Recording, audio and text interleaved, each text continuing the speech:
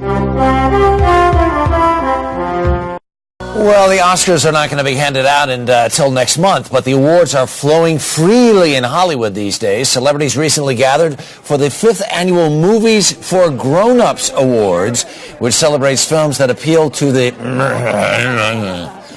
should we say it, 45 and over crowd. Bill Newcott, features editor for AARP, the magazine, came up with the idea, and he's with us this morning. Good morning. Good morning, Harry. Thanks for having us. Okay, Movies for Grownups, what does that mean exactly?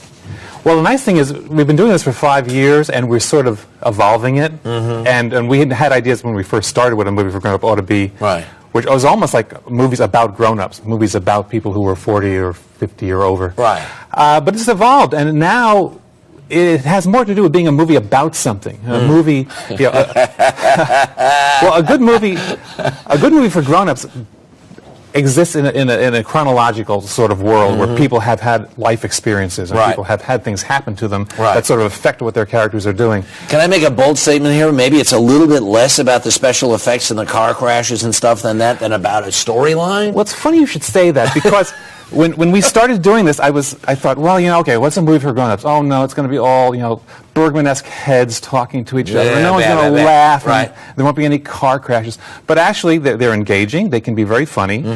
And thank goodness, there's lots of car crashes. Some car crashes. There's some, yeah. I don't think there's a car crash in Capote, per se. No, but there's one in Crash. Right, well, that's true. Yeah. Your best picture this year was Capote? It was Capote, yeah. Because? Because it's, well, for one thing, it's a movie about a writer and a movie about the writing process, and that's pretty grown up to base a movie on that sort of thing. But the whole movie has this wonderful, it takes its time unfolding. It's got a character that you're learning about. You don't know, even though everyone seems to think they know Truman Capote, as the movie unfolds, you begin to realize there are layers to that character. He's so good in it, and we've had a chance to talk to him a couple of times about it, and it was, what we remember was the sort of caricature of Truman Capote versus this was that he himself fostered. Yeah. So interesting. Another category you have is Best Intergenerational Movie. What's that? That's a movie that has to do with the relationships between generations. Too many movies, we always felt, sort of exploited the difference between the generations and how they don't relate and how they don't understand each other. And Dreamer, which was our movie this year, which was the intergenerational movie, is a wonderful story about 3 generations. Grandfather, his son, and his daughter. And how they learn from each other and can... You really like this? Very much. See, I will watch this now, because I saw it kind of come up in the theaters, and it seemed to disappear fairly quickly.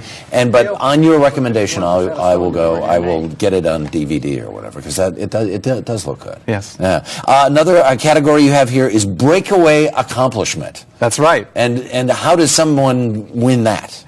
Well, it happens when someone has been there all along doing something sort of below the radar, perhaps. And David Strathairn is a good example of this. One of the best character actors in Hollywood. He's been doing this for years. And here, all of a sudden, he breaks through with this remarkable performance as Edward R. Murrow that just blows you away. And everyone sits in the theater saying, well, who is this guy and where did he come from? He's been in 70 movies. Everyone knows him in the business. And a critic knows they're going to see a good performance from him, but he just really tears it up with this one. He really is. He is so lights out. You have another category called Best Movie Capsule. Time Capsule. Time Capsule, yes.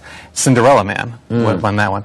And a good movie time capsule isn't just like a good art director can get the cars right and get the costumes right. But Cinderella Man does a wonderful job of creating the 2 elements of the late 20s, that booming pre-crash America, and then post-crash where America's on the ropes, so to speak, and they are looking for this everyman hero, and he just appears on the scene. The other category you have is Best Grown-Up Love Story, and I really like this movie a lot. I like the movie a lot. I like the category because too often in Hollywood movies, the romance for older people is almost like a parody of teen lust sort of thing, and you don't believe it for a second, or it's like Mr. and Mrs. Santa Claus, where you'd be surprised if they don't sleep in twin beds.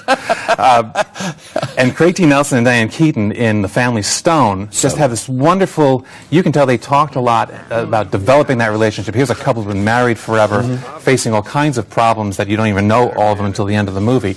But they just really, they're very believable. And you kind of wish if your kids get married 40 years from now, they're in that kind of relationship. Bill Newcott, thank you so much. My pleasure. From AARP, the magazine.